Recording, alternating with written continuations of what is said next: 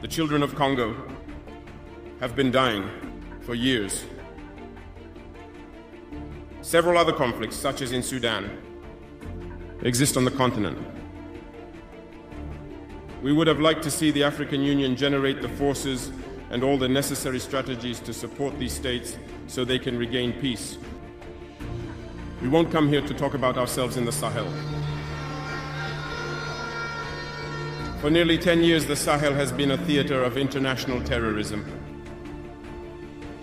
But we see no support from these organizations to find a solution to this problem. The UK is trying to teach us how to run our country. Naturally, we resist that. We do not accept. We are not a British colony any longer. When we have difficulties, Britain has no right at all, to try and suggest to the rest of the world that we are a failure. Nor have they a right to try and suggest to us what we should do. We are not an extension of Britain, we have said. And so this is the main area of difference between them and ourselves. If there is any country which should now be considered for sanctions, is Britain for interfering in the domestic affairs of Zimbabwe. Well, the British have no standards apparently to guide them, and if they do, they would be misfiring. And it seems of power, of dignity, of freedom for Africa! Africa for Africans! The land of Africa is for Africans everywhere! Our land is our land! Everything is our land! My brothers everywhere! You are the master of your continent! You are free in your continent! In this historical day, you are strong now! You are marching to the glory, forward, to the progress! As well as Tony Blair, are undermining an idea which was sponsored by their predecessors. They do not care. Is it because the Secretary General of the United Nations is now a black man?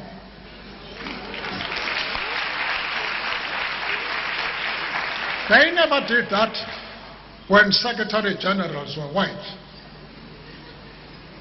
What is the lesson of them acting outside the United Nations? Are they saying any country which believes that they will not be able to get the support of the countries with a veto are entitled to go outside the United Nations and to ignore it? Or are they saying we, the United Nations, are the only superpower in the world now? We can act as we like. Are they saying this is a lesson that we should follow? Or are they saying we are special? What we do should not be done by anybody. And if there is a country that has committed unspeakable atrocities in the world, it is the United States of America. They don't care. They don't care for human beings. 57 years ago, when Japan was retreating on all fronts, they decided to drop the atom bomb in Hiroshima and Nagasaki. Killed a lot of innocent people who are still suffering from the effects of those bombs. Those bombs were not aimed against the Japanese. They were aimed against the Soviet Union to say, look, this is the power that we have. If you dare oppose what we do, this is what is going to happen to you. Because they are so arrogant, they decided to kill innocent people in Japan who are still suffering from that. Who are they now to pretend that they are the policemen of the world? What I'm condemning is that one power with a president who has no foresight, who cannot think properly, is now wanting to plunge the world into a holocaust. And I'm happy that the people of the world, especially those of the United States of America, are standing up and opposing their own president. I hope that that opposition will one day make him understand that he has made the greatest mistake of his life in trying to bring about carnage and to police the world without any authority from the international body. It is something we have to condemn without reservation. Here is Kenyan Explorer. I am from Africa, Kenya, Africa, and our business is Africa, and we have to talk about Africa because we are doing it in African way.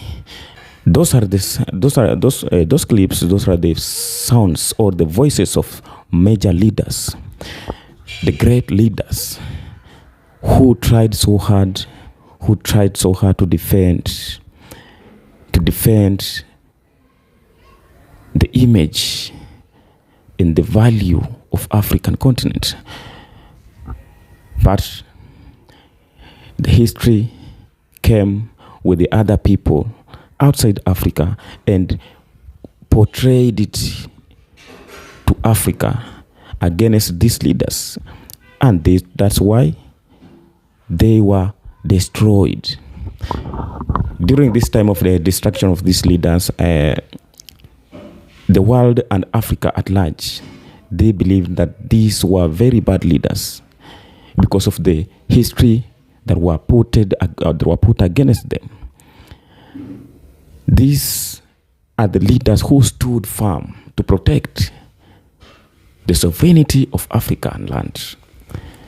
But because of some people who had some interest, their own interests, but not the interests of the African, they had to manipulate and bring some false evidence, false history against these leaders and make the world believe, the Africans believe, so that even if they were coming to capture these people or these leaders and do whatever they wanted to do with them, then all Africans had nothing to do with it, because they believed that these were the bad people. These were the people who were making African continent to go the way it was going. But it's now the time we as African youths have come to discover, and we have passed through or gone through deeply down the history, and we found where the truth was. Muammar Gaddafi, Mugabe, Nelson Mandela, these are the images, these are the people who are trying to clean the face of Africa, but later on they were not let to continue their mission. Now, those are the major facts and the major reasons why the big and the great defender of African continent were destroyed. But now, we are talking about Ibrahim Traore. Everyone is talking about Ibrahim Traore of Burkina Faso. Why? When you pass across the internet, everyone, not only in African, but people, the African American, the Black American, the people from Caribbean, the people from all over the corner, all over the world, they are following up with what is happening in Burkina Faso under the regime of Ibrahim Traore. Why? Because this guy is doing great. He is doing a lot in his country, and not only in his country alone, but he's trying to shape the image of Africa, to bring the value of Africa land, because African land is the place that is a very better place to be. if you never know, let me tell you today, Africa is the only place that you can wish, and it's the only place that you can feel comfortable. I repeat, if our ancestors left us a land that we have found, we must leave better lands for our children. The fight is not only military, on the ground, but the fight is much deeper. In this sense, we must also strive to change the mentality. Our generation may have grown up in a system that has shaped us. It is very difficult to change, perhaps, but not impossible. Perhaps among us, some still find themselves with traits whose extent we are unaware of. But I like to say, to quote an author, there is no more evil man who cannot change his heart if he is taught, as necessary, to have wisdom.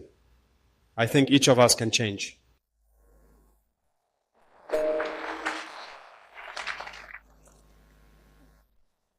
And in this sense, it goes without saying that we can forgive ourselves when someone is not on the path we hope for, but at the same time teaching them the proper ways so that they can change. Because the deadliest weapon of imperialism today is manipulation, and the youth are the target. Our country, or I would say Africa, is mostly young, and the youth are the target of this manipulation. And when we realize it, we must fight against it. Most of the time, imperialism is not necessarily what comes from elsewhere, but they are among us. And it is among us that manipulation is born. I invite the youth to rid themselves of it, consistently seek accurate information, and always remember our diverse homelands throughout Africa. There are some white people who are coming to Africa, and they go back. When they go back, they lie to the black Africans, the black Americans, that Africa is the very bad place that you should not visit. They are coming here, take everything. If Africa was the bad place, as they say, then why could they be coming? Why could they be coming always? They are coming here, taking some things, taking some minerals, exploiting Africa, enjoying the good climate of Africa. And when they go back to their lands, they lie to some black people who were taken there by their generations, they were taken there forcefully as the slaves, and now they are black Americans. They think of coming back to Africa, but the history that they are getting from some people against Africa, they are getting the moral of coming back here in Africa. Those are the stands they were trying to build. But because it's not yet too late, there are some thousands and hundreds of years past. The dreams of Africans were cut short, but now he has come to revive and to bring back the dreams of his founders. The only thing that Ibrahim Traore is trying to do, as you can see, this guy has a get out from some organization like a UN, like ECOWAS, like SADC. Why? Because these are the tools who are being used by the colonizers to continue colonizing us indirectly. These organizations were meant to bring the unity of Africans. These organizations were meant to bring peace in African countries, to protect the country of Africans. But is it unity in Africa? Is it peace in Africa? There is not. And these organizations have been there for thousands of years. What does it bring good in Africa? There's nothing. These are the organizations who are being used. These are the organizations who are being led by some people who are not Africans. But let me say, like 80% of the leaders who are leading this organization are not African. These are foreign leaders. But there are some 20% who have just been placed there to portray us, feel like we are the one enjoying this organization, but we are not.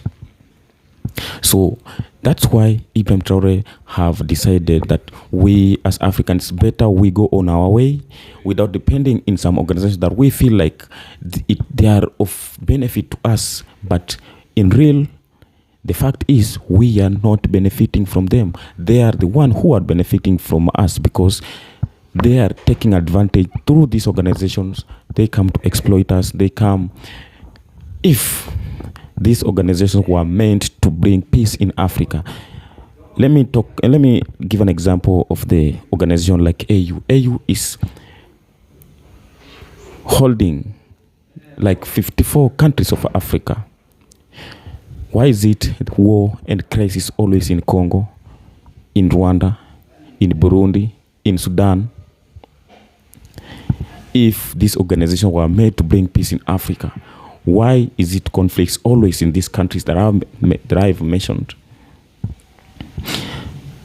Why is it that in these countries, and when you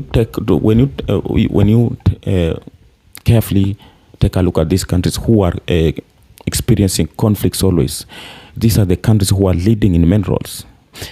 During this crisis, these are the people who are coming under this organization, pretending that they are coming to bring solutions to the conflicts, but they are in between or downfalls. They are the one who are coming or who are causing these conflicts for them to get the benefits or to gain, exploit, and take the minerals from this country. So Ibrahim Traore has decided that it is better to go on his way, whereby he knows that the people he is representing will have enough time to enjoy their resources.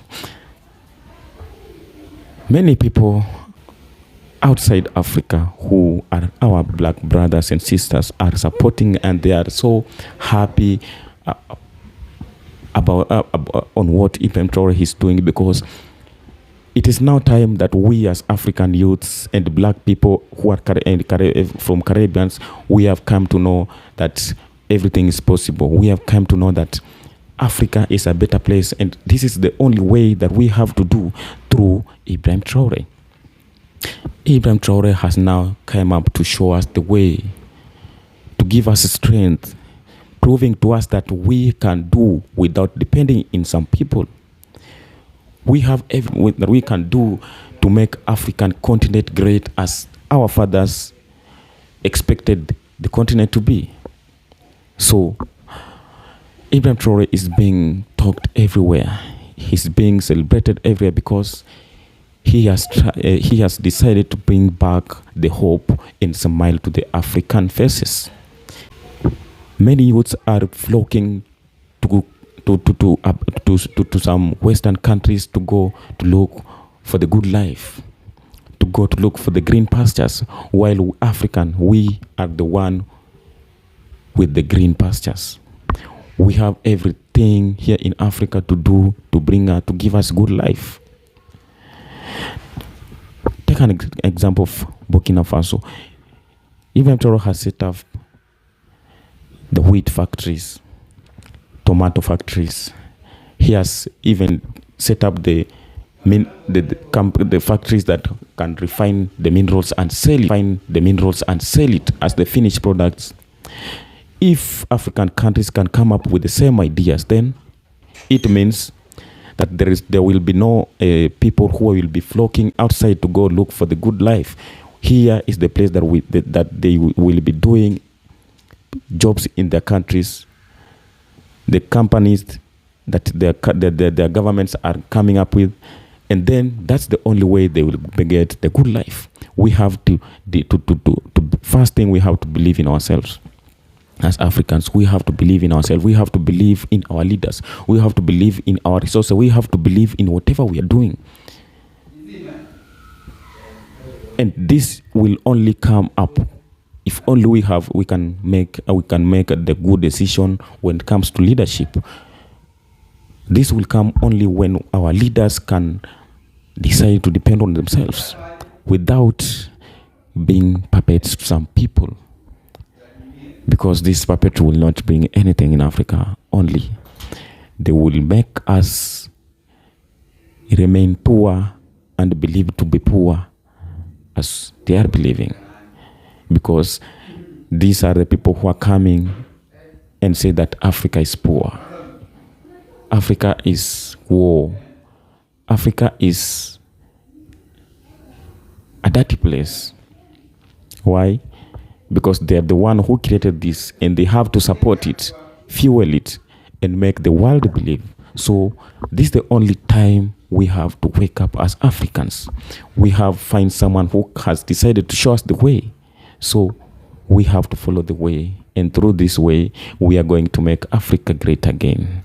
Here is Kenyan Traore. Don't forget subscribe. If you are new subscriber, please subscribe this channel for more updates, for more videos, because we are doing it in African way. Let's stand together, bring our thoughts together, spread positivity against Africa, because this is our motherland.